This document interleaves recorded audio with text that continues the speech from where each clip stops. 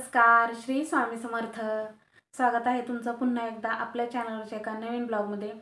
तर बघा, वास्तुशांती झालेली आहे आणि आता सर्व गोष्टीतनं थोडंसं फ्री झालेली आहे आणि तुमच्याशी बोलावं म्हटलं. खूप दिवस झाले असं आपल्या यूट्यूब फॅमिलीशी मन मोकळेपणाने बोलणं झालं नाही. आणि आपले ब्लॉगसुद्धा मी वास्तुशांतीचे ब्लॉगसुद्धा मी एडिटिंग वगैरे काही केलेलं नाही, असेच घेतले आणि टाकले. एडिट करायलाही वेळ नव्हता आणि थोडीशी तब्येत पण खूप खराब झाली होती.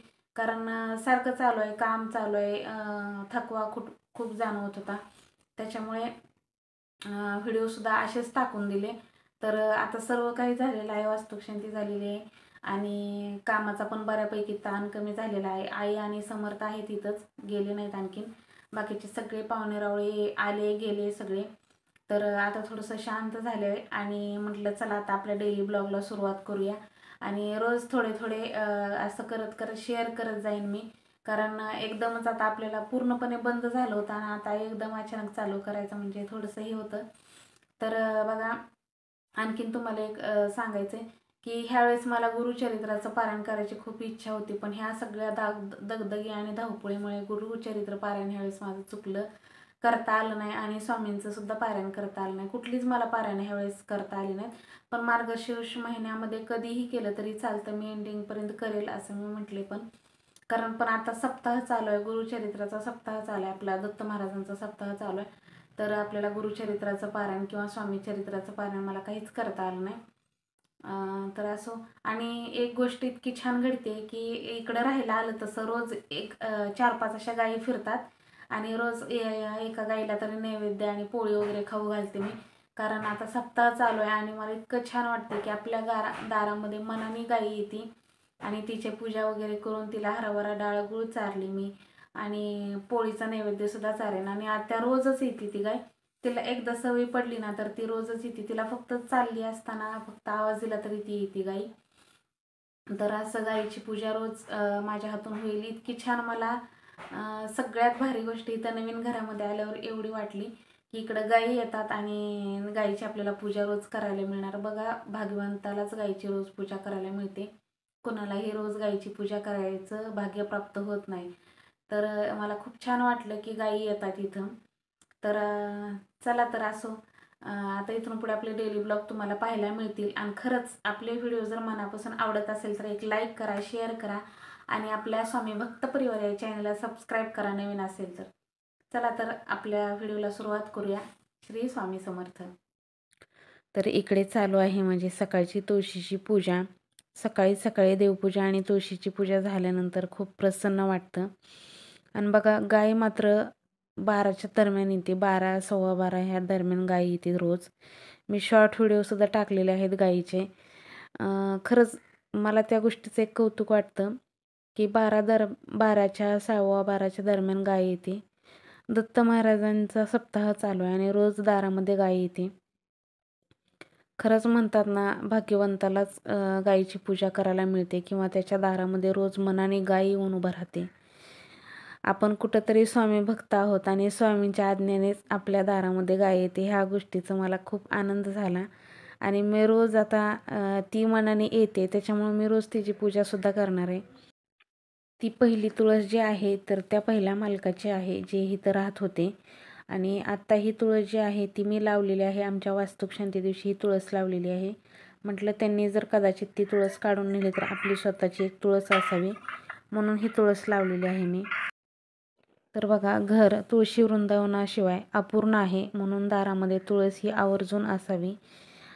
आणि तुळशीची पूजा केल्याशिवाय आपल्याला देवपूजासुद्धा केल्यासारखी वाटत नाही. रांगोळी, सडा रांगोळी, तुळशीची पूजा हे आपल्याला रोज नित्यनेमानं केलं तर आपल्याला खूप छान आणि दिवससुद्धा सुंदर जातो. म्हणूनच बघा, सडा रांगोळी सर्वात अगोदर, बाकीच्या सर्व गोष्टी नंतर.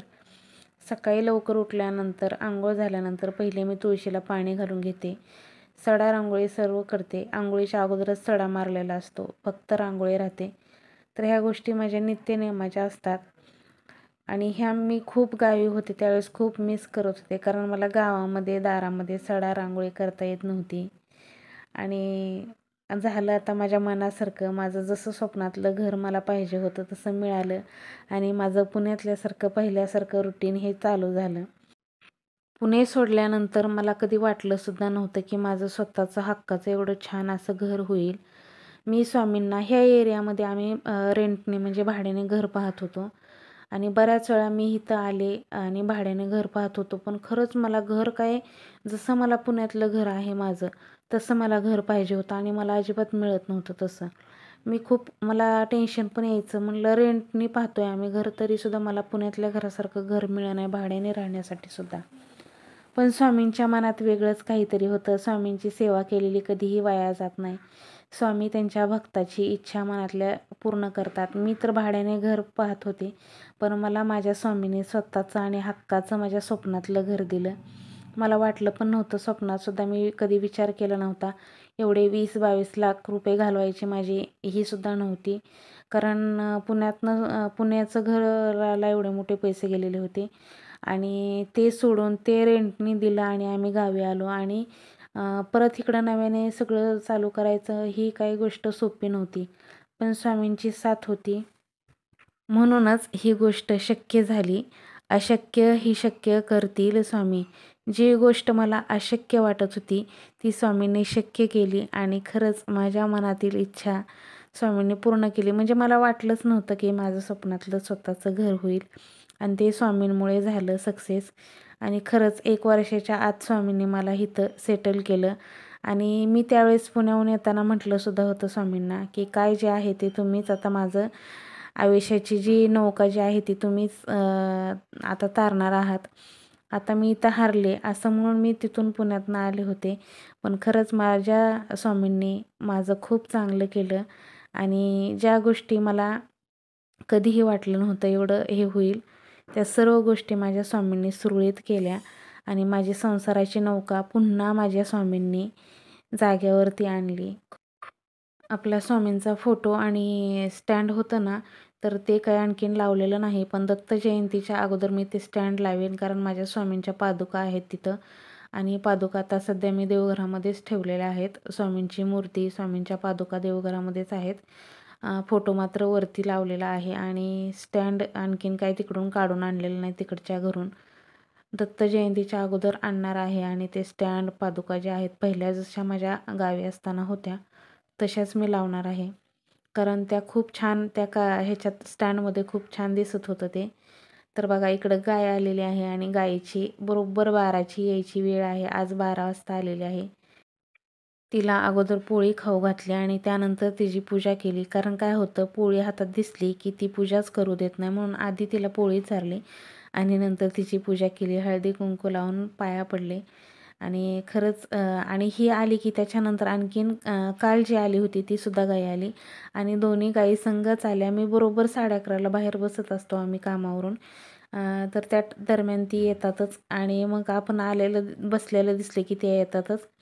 तर बघा दुसरीसुद्धा लगेच आली. मग तिला आणखीन थोड्याशा चपात्या होत्या तर त्या ठेवल्या. पूजा वगैरे करून सकाळची तिच्या नावची पोळी केलेली होती ती पोळी खाऊ घातली आणि त्यानंतर दुसऱ्या चपात्या ठेवल्या.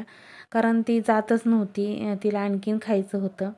तर अशा आईने आणखीन थोड्याशा पाटीत चपात्या आणल्या आणि तिला खाऊ घातल्या.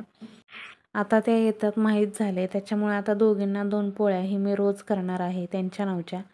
कारण रोज खरंच म्हणतात भाग्यवंतालाच रोज गाईची पूजा करायला मिळते आणि मला खरंच आता दत्त महाराजांचा सप्ताह चालू आहे. केंद्रामध्ये आता सर्वत्र प्रत्येकाच्या घरोघरी गुरुचरित्राचं पारायण चालू आहे. मला करता आलं नाही, पण मला एकाच गोष्टीचं समाधान आहे. रोज माझ्या दारामध्ये गाई येते आणि खरंच गाईमध्ये 33 कोटी देवांचा वास असतो. त्याच्यामुळे रोज आपल्याकडून हे कर्म घडतंय म्हणजे आपल्याला रोज 33 कोटी देवांची पूजा करता येते. ह्या गोष्टीचं मला खूप छान वाटलं आणि निवांत बसली, अजिबात मारत बिरत नाही. तिची पूजा केली आणि निवांत ती उभा राहिली. त्याच्यानंतर दुसरीसुद्धा आली. अशा दोन्ही मिळून दोघी आल्या आणि तिचीसुद्धा पूजा केली. चला तर मैत्रिणींनो, तुम्हाला आजचा ब्लॉग कसा वाटला हे नक्की कमेंटमध्ये सांगा. जर खरंच थोडा जर आवडला असेल तर एक लाईक करायला विसरू नका आणि कमेंटमध्ये श्री स्वामी समर्थ लिहायला विसरू नका. चला तर भेटूया आपण पुढच्या अशाच नवीन ब्लॉगसोबत. तोपर्यंत सर्वांना श्री स्वामी समर्थ. जय जय स्वामी समर्थ. अवधूत चिंतन श्री गुरुदेव दत्त. श्री स्वामी समर्थ.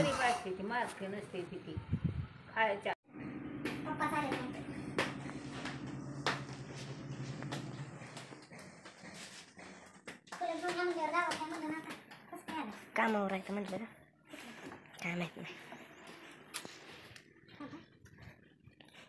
करू बेस्ट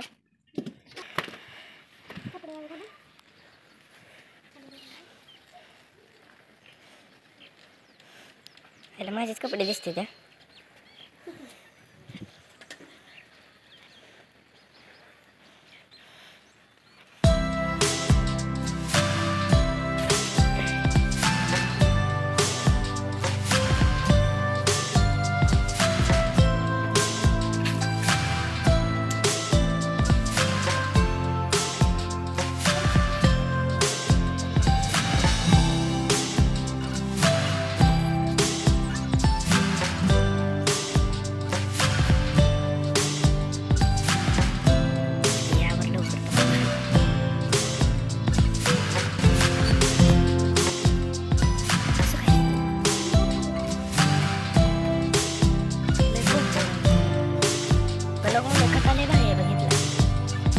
दुपारला बसायला थोड्या वेळ बघते सावल्या त्या कोपऱ्यावर. आता थोड्या वेळ तर त्या दिवशी सगळी इथंच थांबली.